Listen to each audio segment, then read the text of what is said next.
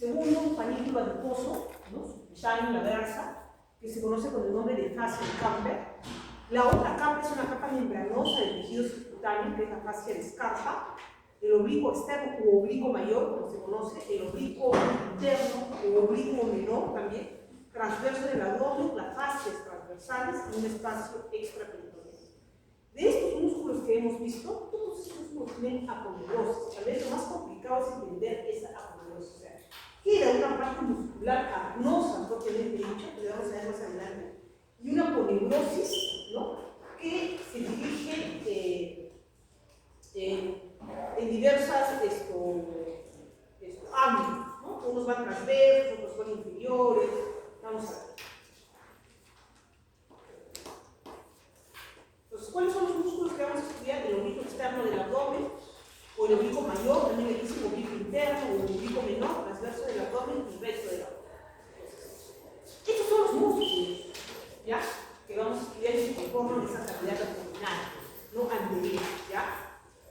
Pero no es igual la distribución de esos músculos dependiendo del corte donde yo haga. Pregunta fija, que se lo van a tomar también en el pasito, que haga un dibujo, ¿no?, en este corte, que es un corte transversal, a nivel supra-umbilical y a nivel infraumbilical, porque es diferente la constitución de esta estructura que se conoce, más adelante vamos a ver también como vaina de los rectos. Básicamente, ¿qué quiere decir? Ya, que estos músculos, el oblicuo mayor, el oblicuo menor, no se comportan de la misma manera. Fíjense ustedes, si yo hago un corte a este nivel supraumbilical, vamos a ver que este músculo oblicuo menor hace un desdoblamiento de su aponeurosis y va a abrazar por delante y por detrás al músculo recto de la cabeza. ¿Cuáles son los músculos rectos de la cabeza, chicos? Es un músculo pleno que ustedes tratan de hacer ejercicios y tratan de que se encuentren definidos, ¿no?, de la abdomen, que van en la parte central del abdomen, ¿cierto? Entonces, si yo hago un corte arriba del ombligo, ¿ya?, el oblicuo menor, o sea, la superficie, la aponeurosis de este músculo, que es el oblicuo menor, ¿ya?, el oblicuo menor, esta aponeurosis, ¿no?, del músculo interno, ¿no?, del oblicuo, se divide y como que lo abraza, ¿ya?, de tal modo que queda por arriba, ¿no?, la fascia, o sea, por delante, ¿no?, queda la aponeurosis del oblicuo interno y por atrás también queda la aponeurosis del oblicuo externo, ¿ya? Esta es una vista anterior y esta es una vista posterior. ¿Qué quedaría delante? La aponeurosis del oblicuo externo, miren, la aponeurosis del oblicuo interno, y a este nivel posteriormente, ¿qué queda? La aponeurosis también del oblicuo interno, la aponeurosis del músculo transverso del abdomen, la fascia transversales y ya la fascia extraperitoneal. Eso es lo que queda por detrás, esto queda por detrás. Ahora, si yo hago un corte, vas pasando una listita, por favor. Si yo hago un corte más abajo, a este nivel, no es lo mismo. ¿Qué sucede a este nivel? Todas estas membranas, ¿no?, todas estas fascias, ya no se quedan acá atrás, sino que pasan toditas al lado. ¿Ya? Toditas al lado. Entonces, ¿qué observo acá? Estoy observando, ¿no?, la membrana subcutánea, observo la aponeurosis del oblicuo externo, la aponeurosis del oblicuo interno en su totalidad, ¿no? ¿Y qué es lo único que observo por acá atrás? Lo único que me queda acá es la aponeurosis de la fascia transversales, ¿no?, la aponeurosis del músculo transverso del abdomen. Es el único que se queda acá chiquitito, ¿no?, acá. O sea, que recubre la parte posterior de los rectos abdominales. Todos los demás pasan ya en su totalidad, ya no hay ese desdoblamiento del oblicuo interno, ¿no? Ya hasta acá punto pasa por adelante, el oblicuo mayor pasa por delante, ¿no? El músculo transverso del abdomen también pasa por delante. ¿Qué queda atrás? Atrás solamente queda la fascia transversal, ¿ya? Nada más. Todos los músculos están por adelante. A diferencia, vuelvo a repetir, en un corte hacia arriba, el músculo oblicuo menor, ¿no?, la fascia, la aponeurosis del oblicuo menor, se desdobla y abraza a los rectos, ¿ya? Clarito, ¿no? Hasta ahí. Esa es la gran famosa del estuche de los rectos, ¿ya? Entonces, aquí con ese nombre viene, lo buscan, estuche de los rectos. Así es, ¿ya? Entonces, dos cortes, ¿ya? A nivel supraumbilical y infraumbilical, ¿ok? Sí.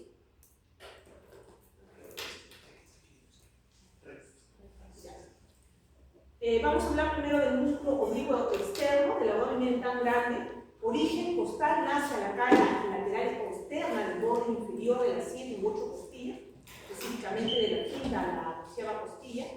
Presenta interdigitaciones musculares. Los fascículos forman como una hora cerrada, una línea cerrada, oblicua. Los 5 a 6 primeros se entrecruzan con el músculo cerrado anterior. Los tercios inferiores se entrecruzan con el músculo dorsal. Entonces, de acá, ustedes tienen que hacer un resumen, ¿cierto? ¿De dónde nacen? De la quinta a la 12ª costilla, de las últimas, y se entrecruzan con quién, con el músculo cerrado anterior y con el músculo dorsal ancho. Eso es lo que tienen que aprender, ¿ya? No se confundan con esto, los 2 tercios, no tienen que hacer ahí un resumen porque no les va a alcanzar el tiempo. Distribución arquitectónica, desde su origen se expande, mira, como un abanico. Las fibras superiores son horizontales, ¿ya? Las superiores, las medias son oblicuas hacia abajo, ¿no? De adelante a medial, y las inferiores son casi verticales. ¿Cuál es su inserción? La línea alba, esta es la línea alba, esta línea que está en el centro, blanca, el tubérculo del pubis, y en la mitad anterior de la cresta iliaca. ¿Quién la inerva? Los nervios toracoabdominales de la T7 a la T1 y los nervios subcostales. Tienen una porción muscular, que es esta, y una porción aponeurótica. Tienen que entender, chicos, que aquí la clave de estos músculos anteriores del abdomen es entender que estos músculos del abdomen tienen una porción muscular y una porción aponeurótica. La porción aponeurótica tiene suma importancia en algo que vamos a ver más adelante, que es el canal inguinal o conducto inguinal, como algunos también llaman. ¿Ya? Las aponeurosis son 2 estructuras que van a tener que estudiar por separadas. Muy bien. Ahí está. ¿Qué más tenemos que decir de este oblicuo externo? Inferiormente, esta aponeurosis, que estamos hablando de la aponeurosis, ¿no? ¿Qué es esto? Esto blanco que ven es la aponeurosis del oblicuo externo, se inserta en la cresta del pubis, medialmente el tubérculo del pubis. El borde inferior de esta aponeurosis del oblicuo externo se engrosa y forma una banda fibrosa. Su borde libre, que es este, ¿no? Se extiende desde la espina ilíaca anterosuperior y el tubérculo del pubis formando el ligamento inguinal, que es la vereda. Tenemos que entender, chicos, el ligamento inguinal, ¿ya? Recibe varios nombres: ligamento de Pecuaro, ligamento cural, van a encontrar varios nombres, ¿no? Que es un retináculo, ¿para qué? Para estructuras nerviosas, pasan a estructuras nerviosas. Ojo, el ligamento inguinal no es igual que el canal inguinal. El canal inguinal es otra estructura que va a pasar muy próximo al ligamento inguinal o el ligamento de Pecuaro, ¿ya? Entonces, ¿dónde se inserta el ligamento inguinal, Mauricio? En la espina ilíaca anterosuperior y en el tubérculo del pubis. ¿Cuál es el ligamento inguinal, Mauricio? Desde acá, ¿no? Espina ilíaca anterosuperior hasta el pubis. Es esta estructura, ¿no es cierto? Ya. ¿Y qué es esto? Pásame la lista, no me acuerdo el nombre. Ya. ¿Y qué es esta estructura? ¿Qué es el ligamento inguinal? ¿Por quién está formado? Por un engrosamiento de quién? Del oblicuo, claro, la aponeurosis del oblicuo externo, ¿no? Que forma esta banda fibrosa, ¿no? Y su borde libre es el que se extiende desde la espina ilíaca anterosuperior hasta el pubis, formando el ligamento inguinal con el Pecuaro. ¿Listo? Ya. Ahí está, estamos hablando de la aponeurosis, el ligamento. Muy bien. No la vamos a hacer tan fácil, entonces, en la inserción distal de la aponeurosis hay algunas estructuras que deben ustedes repasar. De hecho, saben claramente, tienen que hacer un bonito resumen del libro de Ruiz Lacarrière, ¿ya? Ruiz Lacarrière. Y tienen zonas de inserción, entonces dijimos esta aponeurosis en la línea alba, en la vaina de los rectos y en la propia cresta ilíaca, ¿ya? Pero esas inserciones, cuando llegan a los pilares, chicos, forman pilares, ¿no? O sea, es un grupo de fibras laterales, mediales, posteriores y fibras interpiliares. Vamos a dar especial atención a esto porque esto es lo que más nos va a complicar. Como llega este engrosamiento, estas inserciones aquí, ojo, no nos perdamos, estamos en el oblicuo mayor o oblicuo externo que forma el ligamento inguinal, forman estos pilares. Los laterales, ya saben ustedes que es externo, medial, ya saben que es posterior, ¿no es cierto? Ya. ¿Qué pasa? Que estas fibras pilares que llegan en diferentes direcciones, lateral, medial, posterior, ¿no? Van a formar algunas estructuras importantes, ¿no? Que se ligamento inguinal. Y una de ellas es este pilar posterior que corresponde a un ligamento que se llama ligamento reflejo de Coles, que cruza por detrás de un anillo, vamos a ver más adelante los anillos superficiales, para insertarse en el pubis opuesto, ¿ya? Este ligamento de Coles tiene una especial relevancia siempre en los doctores de pregunta. ¿Y qué es el ligamento de Coles? ¿Ya? Entonces ya ustedes saben que es un desprendimiento, un desconocimiento del ligamento inguinal, porque eso dice el libro, ¿ya? Entonces, léanlo en el quiz para que lo puedan entender. 4 pilares, se desprenden 4 pilares de la inserción distal en el pubis. El pilar lateral es una cintilla tendinosa de 5 milímetros de ancho que se inserta en la espina, en la cara interior del pubis, como lateral, o sea, en el mismo pubis, ¿no? Y que delimita el borde externo del anillo. ¿Por qué hablamos de anillos? Porque en el canal inguinal vamos a hablar de 2 anillos importantes. Un anillo, que es un anillo externo y profundo, y el otro anillo, que es un anillo interno y medial. El canal inguinal es una estructura que va en su ingle, pero así, va oblicuo, va de afuera hacia adentro, así va el canal inguinal, mide 4 centímetros, ¿ya? Y va de profundo, porque el anillo más profundo, perdón, externo, es profundo. Y el anillo que es superficial, que es medial, es más superficial, va más hacia la superficie. Y el anillo externo es profundo, va en estructuras más profundas, es oblicuo, ¿ya? Va de arriba hacia abajo, de afuera hacia adentro y de profundo hacia la superficie, ¿ya? Así es el canal. ¿Listo? Muy bien. Y tiene anillos, ¿no? Muy bien. Entonces ese es el pilar lateral. El pilar medial cruza por delante del recto abdominal para insertarse en el pubis contralateral y delimita el borde superomedial del anillo superficial. Como todas estas estructuras se van a insertar en el pubis, obviamente pues ya ustedes tienen que pensar que tiene relación con qué, con el anillo superficial, con el anillo medial, ¿no? El pilar posterior ya hemos dicho que forma el ligamento reflejo de Coles y las fibras estructurales llamadas también fibras de IKIC cruzan oblicuamente los pilares actuando como elemento de cohesión del anillo. Otro músculo, el oblicuo interno. Entonces, he sacado, he decolado el oblicuo externo, lo he sacado y ahora me quedo con el oblicuo interno. Tiene su origen en las apófisis espinosas de las últimas vértebras lumbares, en la lámina posterior de la fascia toracolumbar, en la cresta ilíaca, en la cara interna del músculo oblicuo externo, en la espina ilíaca anterosuperior y también en el propio ligamento inguinal. ¿Dónde termina? Termina esta marca en el fascículo medio del pubis y en la lámina aponeurótica.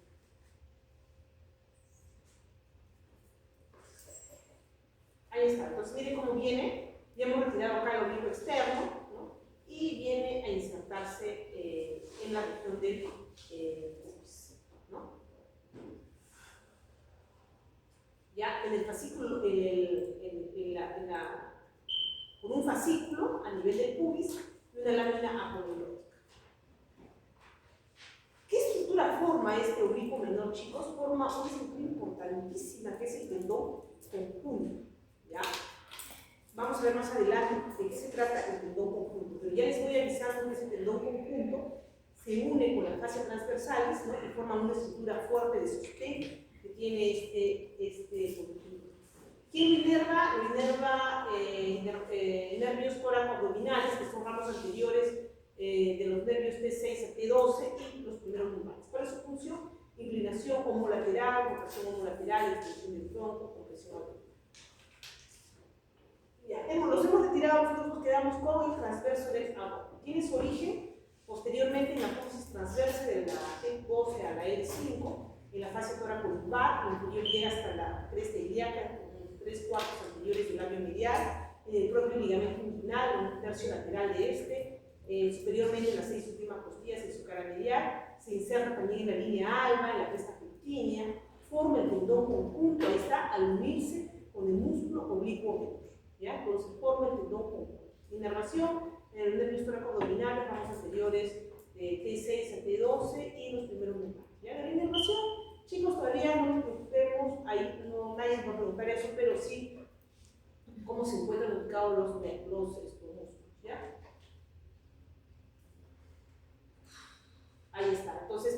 estamos viendo la formación del tendón conjunto.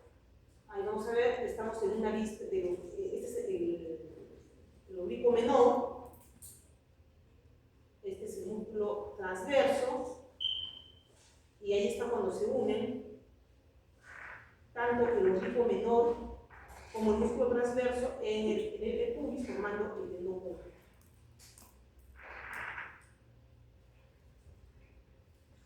El recto del abdomen tiene su origen en la sínfisis del pubis y la cresta del pubis. Se inserta en los procesos sifoides, ¿no?, del esternón y en los cartílagos costales del quinto al séptimo. Tiene una inervación con un nervio estómago abdominal, ramos anteriores de T6 a T12. ¿Cuáles son las acciones del recto? Bueno, de estos músculos, el oblicuo externo e interno comprimen y sostienen las vísceras abdominales, flexionan y rotan el tronco, el transverso del abdomen comprime y sostiene las vísceras abdominales, el recto del abdomen flexiona el tronco, las vértebras lumbares, comprime las vísceras abdominales, estabiliza y controla la inclinación de las piernas.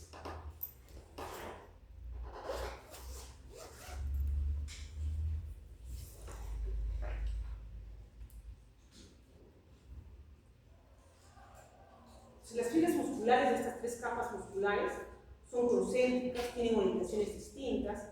Las fibras de las dos capas externas se disponen diagonalmente y perpendicularmente entre sí, ¿no?, del oblicuo mayor y del oblicuo menor, y las fibras profundas de la capa profunda discurren transversales, ¿no? Forman la vaina del músculo del recto y del abdomen, forman su línea alba. Esta es su estructura blanca que ustedes observan.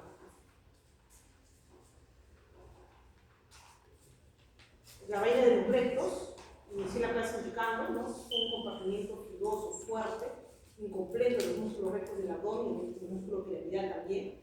En la vaina del recto también se encuentran las arterias venas epigástricas superiores e inferiores, vasos linfáticos, nervios importantes.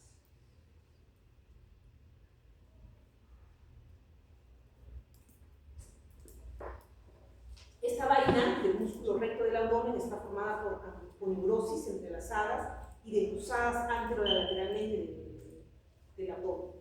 ¿Cuál constituye la pared anterior? La aponeurosis del oblicuo externo, ¿no?, constituye la pared anterior de la vaina. Aponeurosis.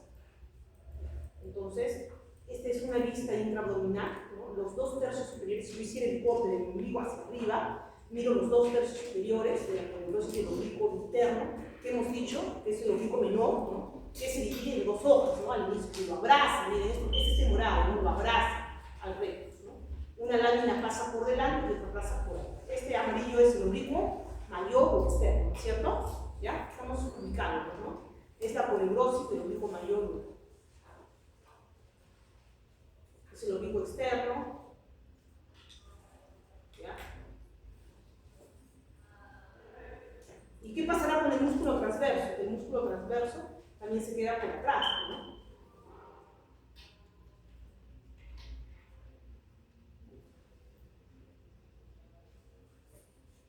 Entonces, en los 2/3 superiores, si hacemos el corte acá, arriba del ombligo, la hoja anterior se une a la aponeurosis del oblicuo externo o el oblicuo mayor, formando la lámina anterior de la vaina de los rectos, ¿no?, la hoja anterior del oblicuo menor. La hoja posterior se va a unir a la aponeurosis del transverso abdominal, formando la lámina posterior. Entonces, fíjense ustedes, acá es a este nivel el corte superior. Entonces, estamos a un nivel superior, las dos hojas se dividen del oblicuo menor, ¿no? La hoja anterior se une con la aponeurosis del oblicuo mayor, del oblicuo externo, quedan acá fijadas, y la aponeurosis posterior del oblicuo menor se va a unir con la aponeurosis del transverso abdominal y quedan en la parte posterior de la vaina de los rectos. ¿Ya? Entonces, lámina anterior, lámina posterior. Pero ¿qué pasa ya más abajo si yo hago el corte a este nivel? Les dije, ya no es igual. Las aponeurosis pasan todas hacia la parte anterior. Miren, las aponeurosis de los tres músculos pasan a la parte anterior. Acá está, miren, el oblicuo mayor, el oblicuo menor y el transverso. Las tres aponeurosis han pasado anteriormente para formar la lámina anterior de los músculos del recto. Y solo la fascia transversalis, que es bien delgadita, se quedó atrás.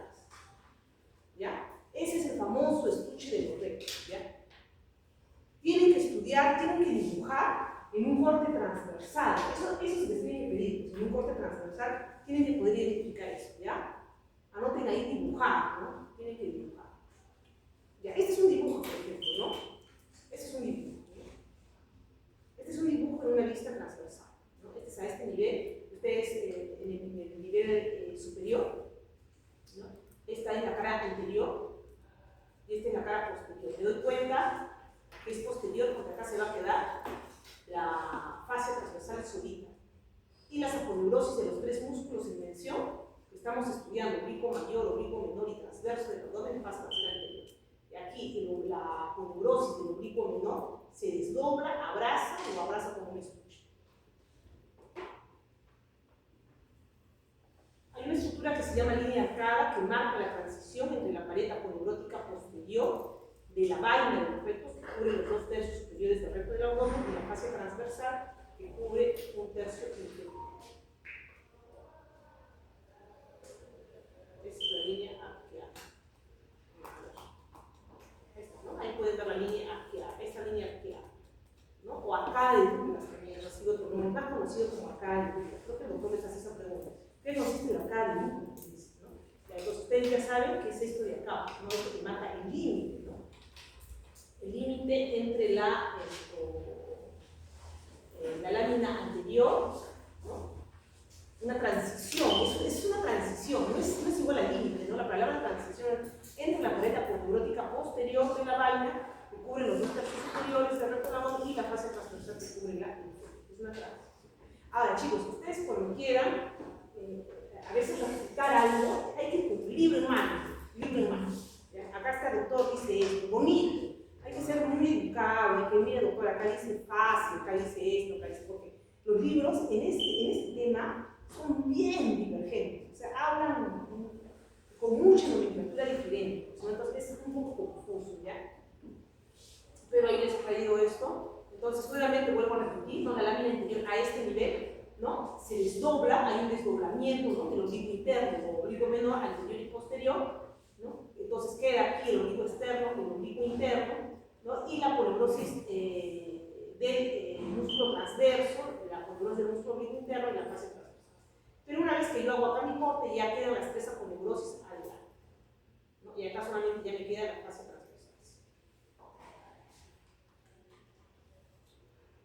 Entonces, en toda su longitud, la vaina, de la vaina, estas fibras de sogas anterior y posterior se entrelazan, ¿no? Hacia acá, hacia el centro, y forman la línea alba, ¿no? Que es muy dura, muy fibrótica. ¿Cuáles son las funciones de estos músculos anterolaterales? Bueno, forman un soporte firme y hidratable para la pared anterolateral del abdomen, sostienen las vísceras abdominales, comprimen el contenido abdominal, ¿no? Para aumentar la presión, mueven el tronco, varas. Muy bien.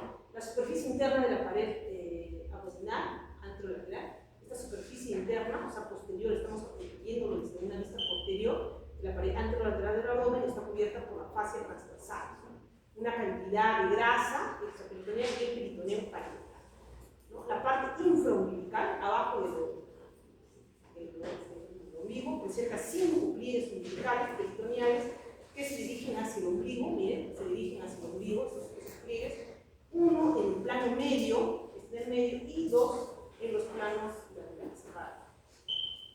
El pliegue umbilical medio se extiende desde el vértice de la vejiga, ¿no? La vejiga es esta, ¿no? El vértice de la vejiga hasta el ombligo y cubre el ligamento umbilical medio, ¿no? Que es un resto fibroso del dato que unía el vértice de la vejiga fetal al ombligo. Es un remanente embriológico.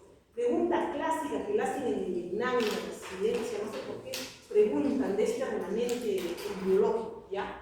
Pónganle ahí un asterisco porque de hecho que tiene que entrar. ¿Ya?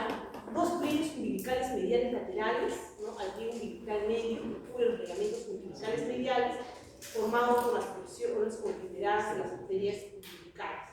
Y 2 pliegues umbilicales laterales a los pliegues umbilicales mediales que cubren los vasos epigásтрicos inferior y por lo tanto sangran si se secciona. ¿Ya? Son estructuras importantes estos pliegues que tienen que también revisar. Laterales, mediales y externos. Estas depresiones que se van formando aquí, chicos. Estas depresiones que se van formando acá forman unas fosas peritoneales que son sensibles a las hernias, ¿ya? Como solamente se queda la fascia transversal atrás, es muy débil. Entonces, ¿qué pasa? Muy sensibles a las hernias, ¿ya? Es una hernia, es una protrusión, ¿no es cierto? Las fosas poco profundas situadas entre los pliegues son las fosas supraumbilicales, entre los pliegues umbilical medio y medial, formadas cuando el peritoneo se refleja desde la pared anterior del abdomen sobre la vejiga, y el nivel de las fosas supravesicales asciende o desciende de acuerdo con el llenado o vaciado de la vejiga. Entonces esas fosas umbilicales, o supraumbilicales en realidad, ¿no? Se forman y son pues fosas que fácilmente pueden ser susceptibles de hernias. Existen las fosas umbilicales mediales situadas entre los pliegues umbilicales mediales y laterales. ¿Ya? Son estas denominadas triángulos. ¿Ven? Triángulos, ¿no? Triángulos inguinales, triángulo de Hesselbach, por ejemplo, ¿no? Y es donde pueden producirse hernias directas, que son las menos habituales, las fosas inguinales laterales,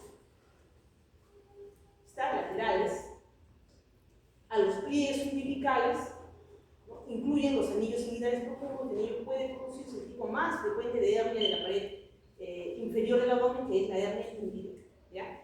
Tienen sí o sí, chicos, que repasar hernias directas e indirectas, porque estas tienen mucha relación anatómica con los vasos sanguíneos epigástricos que pasan por esa región, ¿ya? Las hernias inguinales directas o indirectas.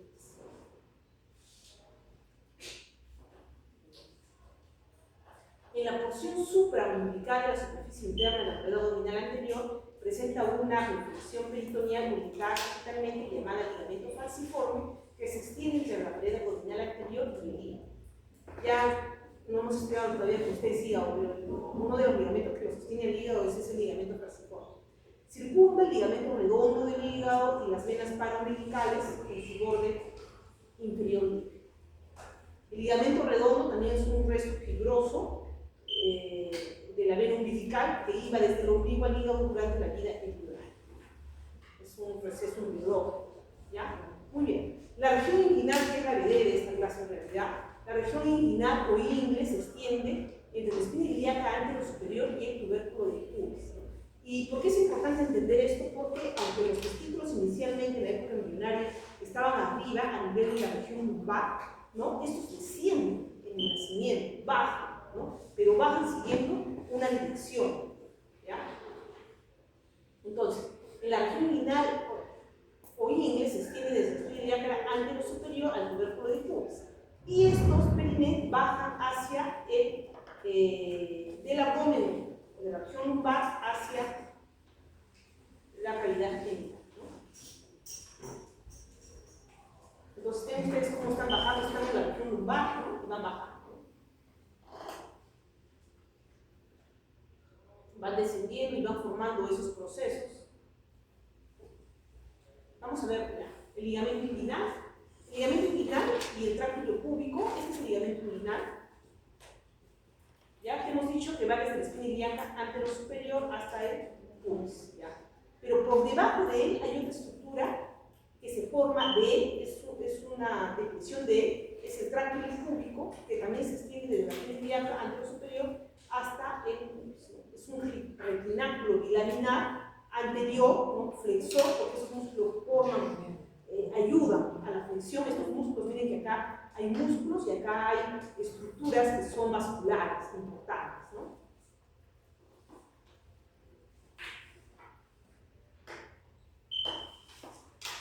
Todo esto es el retináculo, ¿no? Subumbilical, que da paso a los músculos flexores de la cadera. Estos son músculos, ¿no? ¿Qué músculos son los flexores de la cadera? El músculo ilíaco, el músculo pectíneo y estructuras nerviosas femorales, miren, están aquí, ¿no? Subumbilical, ¿no? Subinguinal, están abajo de este ligamento inguinal. Ahí están los vasos de la vena femoral y el nervio femoral.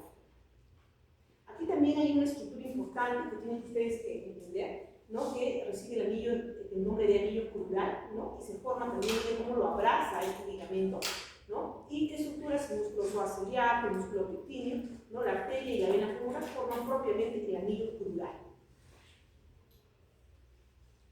El ligamento inguinal del tracto púbico se extiende entonces sobre una zona congénitamente débil de la pared abdominal en la región inguinal, ¿no? O ingle, denominada orificio miopectíneo. Esta zona débil está formada en relación a estructuras que atraviesan la pared corporal y es el lugar de aparición de hernias inguinales directas e indirectas. Ya que ustedes tienen que dar un trato especial, tienen que leer mucho de esas hernias para poder entender los casos clínicos que se les va a poner en el examen. De hecho, tienen que venir unos 3-4 casos clínicos después de esto, porque es la parte más importante, creo que de músculos, ¿no? En el canal inguinal, la formación del canal de este conducto inguinal se relaciona entonces con un descenso de los testículos, hemos dicho, ¿no? Que inicialmente estaban en la región. Entonces, en el adulto, el conducto inguinal, ¿no? Es un paso oblicuo, miren cómo está oblicuo, de unos 4 centímetros de largo, más o menos, ¿no? Dirigido inferomedialmente, ¿no? A través de la porción inferior de la pared anterolateral del abdomen, se sitúa paralelo y superior a la mitad medial del ligamento inguinal. ¿No? Entonces, miren ustedes, esto es, ¿no? La espina ilíaca, este es el pubis, el orificio inguinal profundo y el orificio inguinal debería estar acá, el orificio inguinal un tercio débil, que es el triángulo de Hesselbach, que es débil, ¿no? Que dijimos que estaba formado por las fascias transversales, ¿no? Y más grueso, más refuerzo hay en esta zona de acá, ¿no? En la zona del orificio inguinal superficial o interno, ¿no? Este es externo, pues interno. Ahí está, entonces este es el canal. No confundir, ojo, el canal es igual que el ligamento inguinal. El ligamento inguinal es todo eso. Y el canal está casi sobremontado encima del ligamento, ¿ya? Entonces el ligamento forma parte de ese canal. ¿Por qué le decimos canal? Porque no tiene paredes propias, sino que esas paredes, entre comillas, las forman las demás estructuras que las rodean. Entonces las principales estructuras que ocupan este conducto inguinal son el cordón espermático del hombre y el ligamento redondo del útero. La pregunta fija del examen, ¿no? ¿Qué estructuras están siendo ocupadas por este conducto o canal inguinal, que debería ser la palabra adecuada?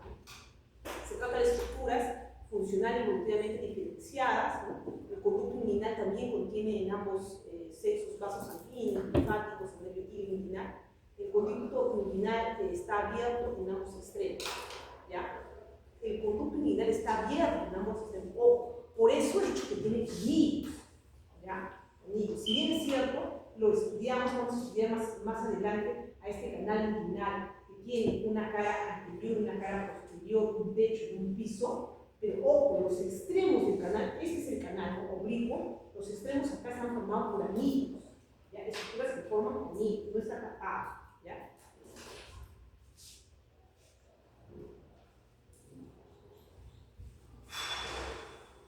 Ya, el anillo inguinal profundo, ya vamos a hablar de los anillos inguinales, es el externo, ¿ya? Este va así, ¿no? Entonces, si esta fuera mi ingle, posición anatómica, mi ingle sería así. Este es el anillo inguinal profundo, ¿ya? Profundo nos podría decir así, ¿no? De profundo a superficial, ¿ya? Este es el externo, va hacia afuera. Y este es el interno porque se va hacia el sur, ¿ya? Interno y superficial. ¿Está bien, Oscar? ¿Estamos claros, ¿no es cierto? Ya, muy bien. Entonces, este es el anillo profundo, el externo, se encuentra en una situación superior, ¿no? Superior a la mitad del ligamento inguinal y lateral a la arteria epigástrica inferior. Es el principio de una evaginación de la fascia transversalis que forma una abertura que recuerda la entrada de una cueva. La fascia transversalis se prolonga dentro del conducto formando la cubierta más interior, que es la fascia interna de las estructuras que atraviesan el conducto. Entonces, esto es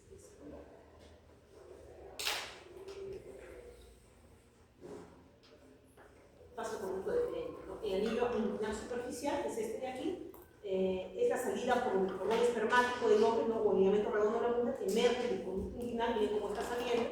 El anillo superficial es una abertura semejante a una hendidura entre varias fibras, ¿no? básicamente la poneurosis del oblicuo externo, justo supralateralmente al tubérculo del pubis. Ahí está, ¿no? La poneurosis, ¿no? Aponeurosis, que es diferente a músculo, aponeurosis.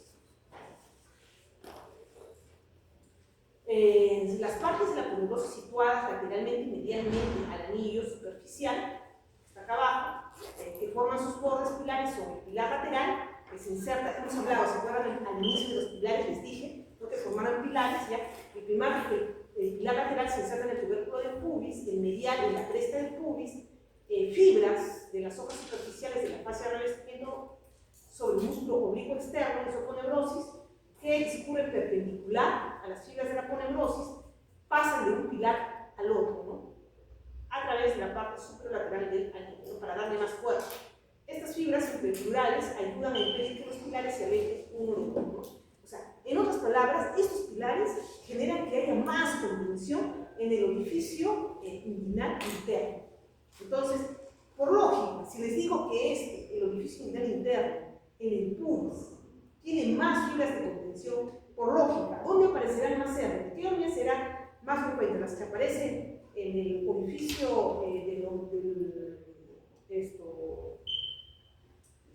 profundo o en el superficial. En el profundo, porque hemos dicho que solamente está la fase transversal, esto está bien dentro, ¿no? Por lógica tendría que aparecer ahí. Normalmente el conducto inguinal está colapsado anterior o posteriormente sobre estructuras que la atraviesan. Entre sus dos aberturas, dos anillos, el conducto inguinal tiene dos paredes, anterior y posterior, así como un techo y un suelo. Entonces, el canal inguinal tiene dos paredes, anterior y posterior. La pared anterior, formada por la poneurosis del oblicuo externo del abdomen, a lo largo de todo el compósito, la porción lateral está reforzada por fibras del oblicuo interno. Entonces, ¿quién conforma la pared anterior de este conducto inguinal, chicos? Aponeurosis no es lo mismo que músculo. Aponeurosis del oblicuo externo del abdomen. Y la porción lateral también está reforzada por fibras del oblicuo interno, pared anterior.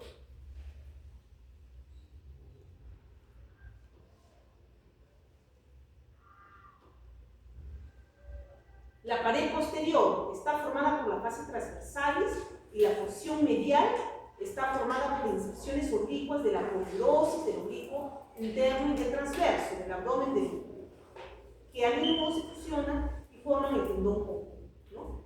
Y por el ligamento inguinal reflejo o de Colles también se llama, ¿no? Que no son otra cosa que fibras reflejas provenientes del ligamento inguinal. Ese es el famoso ligamento reflejo o de Colles, ¿no? Que es este de acá que ustedes pueden observar, que van así, estas fibras. El techo está formado lateralmente por las fascias transversales, centralmente por los arcos músculo-poneuróticos de los músculos oblicuo interno y transverso del abdomen, y medialmente por el pilar medial de la poneurosis del oblicuo externo. El suelo está formado lateralmente por el tracto púbico, que no es otra cosa que la cintura pubiana, o se llama también así de Thomson, que son fibras de la fascia del transversal, ¿no? Que van en dirección paralela al ligamento, ¿no? No es otra cosa que es eso. Va en la misma dirección que el ligamento inguinal. Están ubicadas en su profundidad, centralmente por el surco del ligamento inguinal, que está replegado, y medialmente por el ligamento lagunar o de Kimberland. ¿Qué es esto? El ligamento lagunar o de Kimberland, ¿ya? Que lo vuelve medial. El ligamento inguinal del tracto hidropúbico, que cubre el orificio miopequíneo, define los límites entonces inferiores del conducto inguinal y de sus aberturas. El triángulo inguinal separa estas formaciones de las estructuras de la vaina femoral en vasos femorales, conducto femoral, que atraviesa la porción medial del espacio inguinal, y debido a su relativa debilidad, muchas reparaciones de hernia se logran cubriendo este orificio miopequíneo con una malla.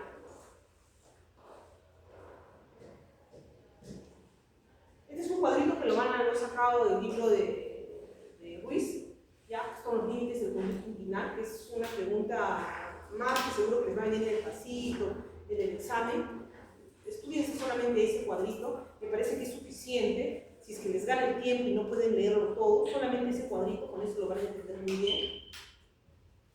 Son los nombres antiguos que había, pero son nombres que todavía están vigentes porque así hablan los cirujanos: el ligamento de College, el ligamento de Gimbernal, el ligamento de Pocquart, ¿ya? Así les hablan con el ligamento ocular. Son las estructuras que pasan en el hombre por esta conducta inguinal, ¿no? El conducto deferente no se les puede pasar, la fascia espermática, el músculo cremaster, ya, la arteria testicular, el plexo cuadriforme. Todas estas estructuras que están acá son las que pasan por este conducto inguinal en el varón, ¿ya? Y estos son sus orígenes, ¿ya? Suficiente con que se aprendan esto de acá, ¿no? Mire todo lo que pasa, ¿no? El músculo cremaster, el nervio inguinal, la rama cutánea anterior del nervio hipogástrico, la fascia espermática externa. Y en la mujer que pasa el ligamento redondo, la rama genital del nervio inguinal, ¿no? Arterias, ligamentos y venas del ligamento y el ligamento redondo del útero también, y la región genital del nervio genitogenital. Esa es una imagen de una cirugía. Y eso es todo, chicos. Sé que ha estado complicado, es una clase bien compleja, bien difícil. Yo les sugiero que se tomen un tiempo con esto, ya apenas paso el examen, traten de estudiar videos cortitos, que les puedan definir cosas específicas y generen ustedes mismos las preguntas, no busquen así ayuda para que puedan generar las preguntas en el caso clínico, si puedan ustedes, de esto van a entrar por lo menos unas 4 preguntas por el caso clínico. Obvio que tiene que ser caso clínico, no puede ser otra cosa, ¿no? Ya, porque esto está muy relacionado con las hernias, ya, con las hernias directas y indirectas, y tiene que ver con los vasos sanguíneos. ¿Listo? Muy bien, chicos.